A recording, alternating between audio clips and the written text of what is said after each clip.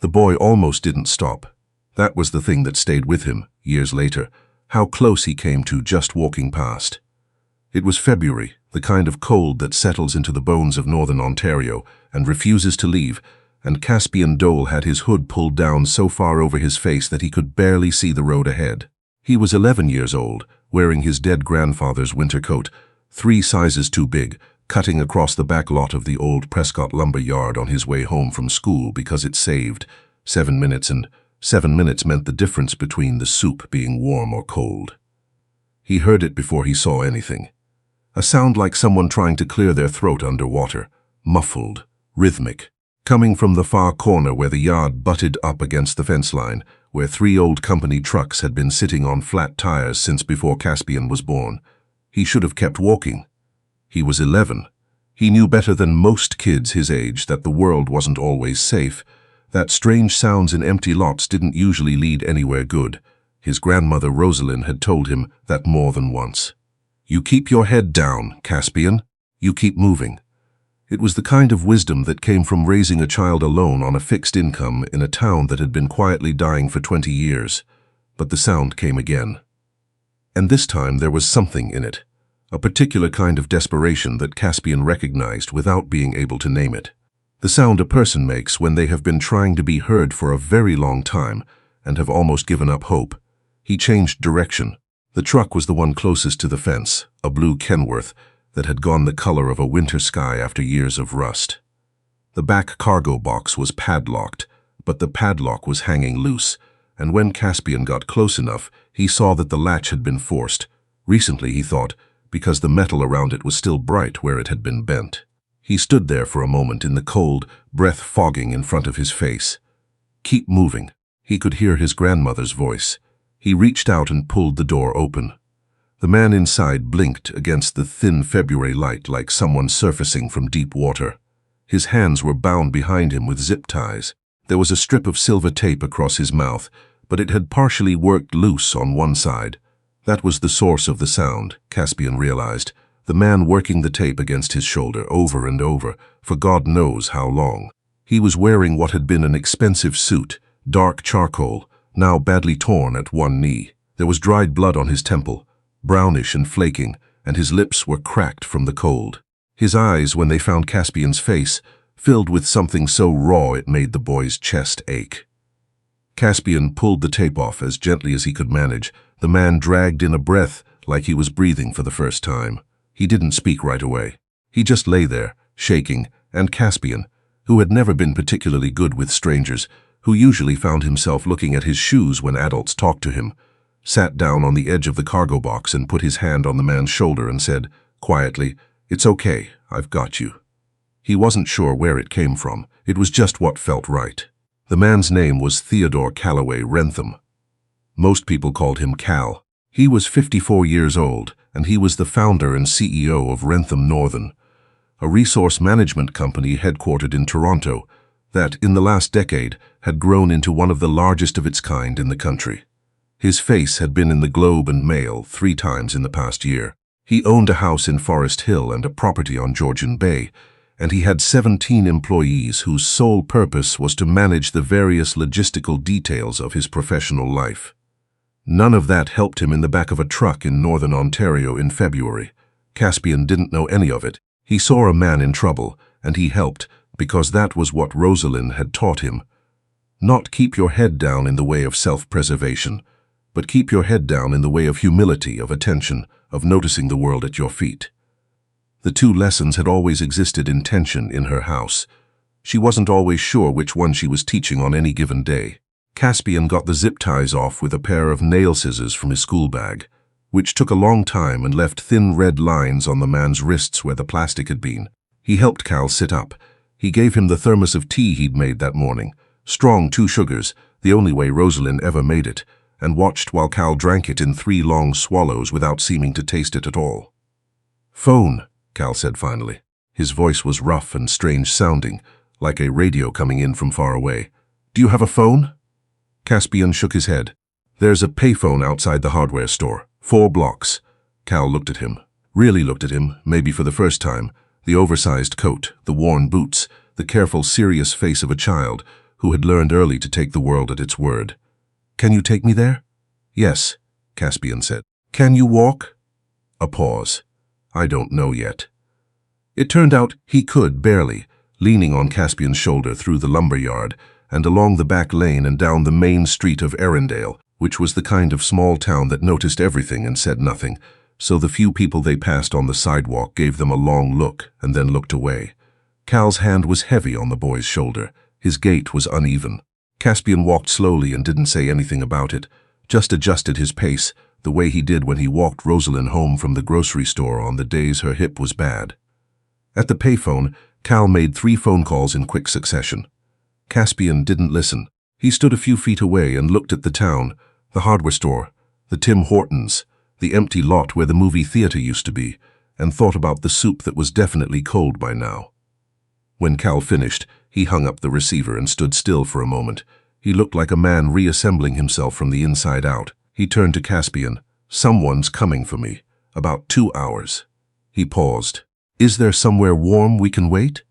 Caspian thought of Rosalind, of the state of the kitchen, of the 3 months of northern life piled on the table and the pan on the stove with the chipped handle. He thought about what it meant to bring a stranger home, and what it meant not to. "My grandmother's house," he said. "It's not far."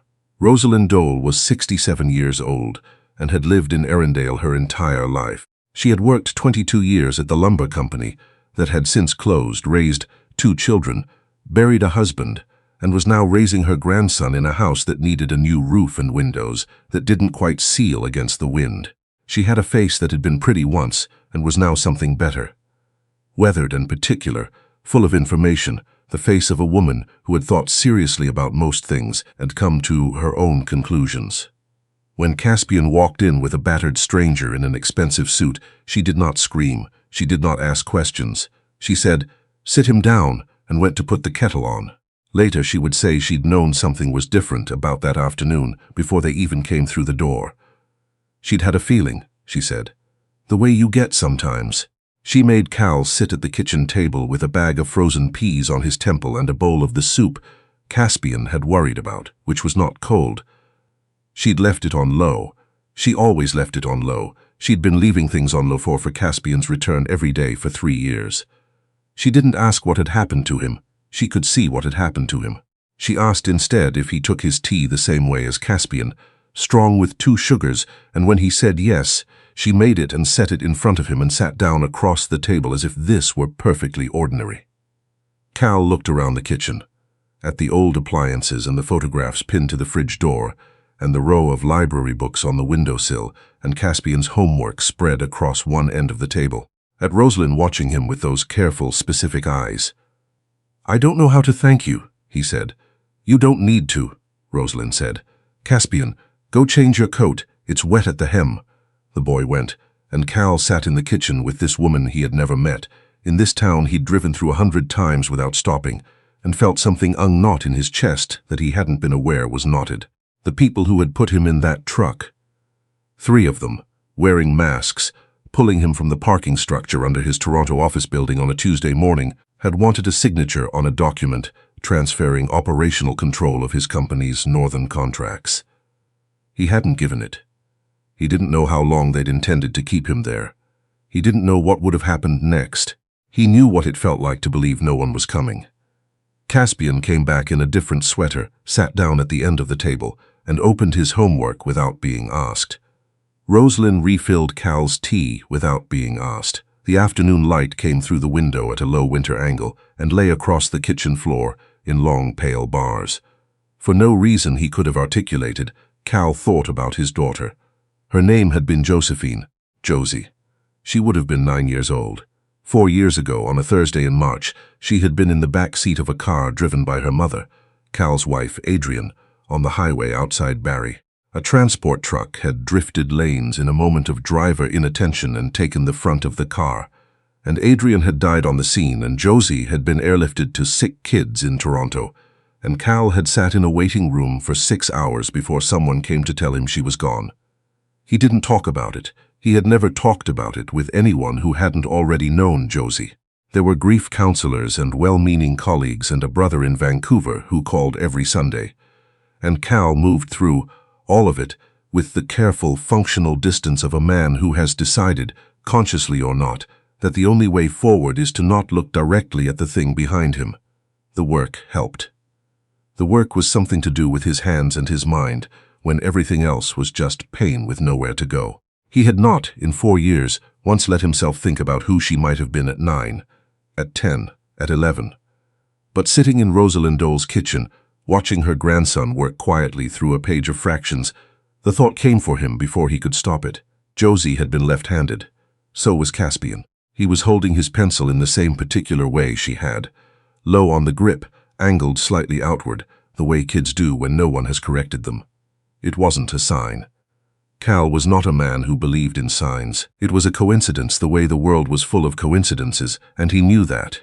But he found himself watching the boy work, and something in the watching felt like grief and something else felt like. He didn't have a word for it, something adjacent to grace. Rosalind caught him looking. She said nothing. She topped up his tea. The car came at 6:30, a company SUV with 2 of Cal's senior staff inside, one of whom handed him a phone and the other a dry, cleaned jacket from the overnight bag he kept in his Toronto office. The police had been notified. An investigation was already underway. Everything was being handled. At the door, Cal turned back. Caspian was standing in the hallway with his arms crossed over his chest, in the posture of a child trying to look older than he was. Rosalind stood beside him with her hand on his shoulder. Cal took a card from the jacket pocket and held it out to Rosalind. She looked at it but didn't take it right away. "Call me," he said, "if you need anything, or if you don't. Either way." Rosalind looked at him for a long moment. Then she took the card. "Safe drive," she said. "It'll be icy on the 400 tonight." He nodded. He looked at Caspian one more time. The boy held his gaze steadily, the way children do when they are more comfortable with serious things than with small talk. "Thank you," Cal said. "You were very brave today." Caspian shook his head slightly. "I just opened a door," he said. In the car on the way south, Cal looked out at the dark passing landscape of northern Ontario and thought about the particular quality of that boy's stillness. The way he'd moved through the lumber yard without panic. The way he'd handed over his thermos of tea without hesitation, the thermos he'd presumably made for himself, his own lunch. He called his assistant and said he needed some information on a property in Erindale. Then he put the phone in his lap and watched the highway and didn't sleep. He came back 3 weeks later. He didn't call ahead. He thought about it and decided against it, because calling ahead meant Rosalind would feel obliged to prepare something, and he had the sense that preparation was a thing she did at a cost she couldn't always afford. He brought nothing except himself. He parked in front of the house on Larkin Street and sat in the car for a moment looking at it. The front step that listed slightly to one side, the window on the upper floor with the plastic sheeting over it, the mailbox that had been spray-painted at some point by what looked like a child just learning their letters, Dole in careful, uneven capitals. Rosalind answered the door before he knocked. She had a look on her face that wasn't quite surprise. "I thought it might be you," she said. "Come in out of the cold." Cal came in. He sat at the same kitchen table. He accepted the same tea. Caspian was at school and the house was quiet in the particular way of houses that are only quiet when children are absent, charged, and waiting quiet. "I'd like to help," Cal said. He had been trying to think of the right way to put it for 3 weeks, and in the end this was what he had. "Not because I owe you, I know you'd say I don't. Because I want to, because I can." Rosalind wrapped her hands around her mug. "Help with what exactly?" "The roof," he said. "The windows. Caspian's schooling, if you'd allow it." He paused. "I called some people I know in Thunder Bay. There's a program, a gifted students program through Lakehead, that he might be a good fit for if he's interested. It's not charity," he added quickly, because he could see the thing moving behind her eyes. "It's just opening a door. He's good at that. Opening doors." Rosalind was quiet for a long moment. She looked at the window with the plastic sheeting. She looked at the photograph pinned to the fridge that Cal could now see, from this angle, was a boy of about 3 in a yellow raincoat, standing in a mud puddle, with a look of absolute triumph on his face. "His parents," she said. It wasn't a question. She said it the way people say things they have explained many times and are tired of explaining, but will explain again, because it matters. "You don't have to tell me," Cal said. "His mother was my daughter," Rosalind said. "She had some trouble. The kind of trouble that doesn't go away without help that she didn't know how to ask for. She's in a program now in Sudbury. She's doing better. She paused. His father isn't in the picture. I understand, Cal said. Do you? It wasn't unfriendly. It was the question of a woman who has had many people tell her they understand things they cannot understand, and who has learned to ask, gently anyway. Cal was quiet for a moment. Then he said, I had a daughter 4 years ago. He stopped. She would have been about Caspian's age. Rosalind looked at him over her mug. The kitchen was very still. I'm sorry, she said, and she meant it the way not everyone means it. Not as a formality, but as a true acknowledgement. I see that you are carrying this, and I see how heavy it is. They sat with it for a moment. Then Rosalind said, The roof first. Winter's not done with us yet. Cal hired a contractor from Sudbury at Rosalind's request. Local, if you can manage it. And by mid-March the roof was done, and the upper window was properly sealed, and there was a new step on the front porch that didn't list. He didn't come back to Erindale while the work was being done. He thought that was the right thing. He came back in April when the last of the snow had retreated to the shadows under the fence lines, and the birch trees were just beginning to think about leaves. Caspian was home this time. He opened the door before Rosalind got there, which meant he had been watching from the window, which meant he had known Cal was coming, which meant Rosalind had told him, which told Cal something about the level of preparation that had gone into this visit that he wouldn't have otherwise seen. Hi, Caspian said. Hi, Cal said. The boy held the door open. Over the next hour, over tea and the walnut cookies Rosalind made with a recipe that had come from her own grandmother, Cal talked to Caspian about the Lakehead program. Not pitched it, talked to him about it the way he would have talked to an adult, laying out what he knew, answering questions directly, acknowledging the things he didn't know. Caspian listened with the careful, full attention that Cal was starting to understand was simply how the boy listened to everything, not a special effort but a habit of mind. Is it far? Caspian asked. Thunder Bay, about a 2-hour drive, so I'd come home on weekends. Cal looked at Rosalind. She gave him a small nod. Yes, he said. Weekends and holidays.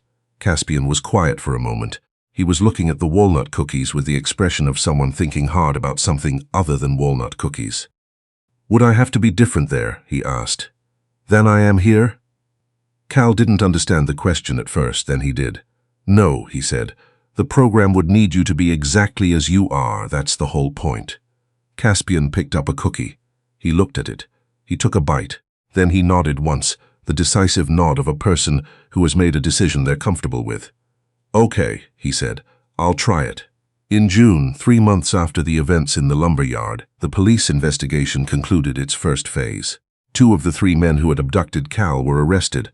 A former business associate named Derek Salt, who had lost a significant contract dispute with Wrentham Northern the previous year, and a man connected to Salt's legal team who had access to Cal's building security schedule. The 3rd man remained at large. Cal was called in to give a formal statement. Sitting in an office on Bay Street with a detective and his own legal counsel, he described the interior of the cargo box, the cold, the way the tape had worked loose. He described the sound of footsteps on the gravel that then stopped. He described the moment the door opened and the light came in. Can you describe the individual who found you? The detective asked. Cal thought about how to answer that. He was 11 years old, he said. He gave me his lunch and he helped me walk 4 blocks to a payphone. He paused. He told me opening the door wasn't brave. I disagree. The detective made a note. Cal looked out the window at the city. He thought about calling Rosalind that evening, but in the end he drove north instead. He didn't plan to. He just found himself on the 400, the way you find yourself somewhere when your body makes a decision before your mind has caught up. He got to Erindale just after 8. The lights were on in the kitchen. He sat in the car for a moment. Then he got out. He walked up the new front step. He knocked. It was Caspian who opened the door, in his pajamas, clearly having been told to go to bed and having not quite gone. You came back, Caspian said. Yes, Cal said. Gran's in the kitchen. I figured. The boy stepped aside. Then he said, without looking at Cal directly, in the slightly sideways manner of children saying important things, I'm glad it was me that found you. Cal stood in the doorway of this house that was not his, in this town that was not his, with the warm kitchen smell coming out around him, and the night air coming in behind him, and he felt the thing that had been knotted in his chest for 4 years do something different. Not unknot exactly, because grief doesn't work that way, but shift, make room. "Me too, Caspian," he said. "Me too." That summer, Rosalind's daughter Alana came back from Sudbury. She was 34 years old, and she had the kind of face that showed everything her life had been, which Cal thought was not a flaw but a form of honesty.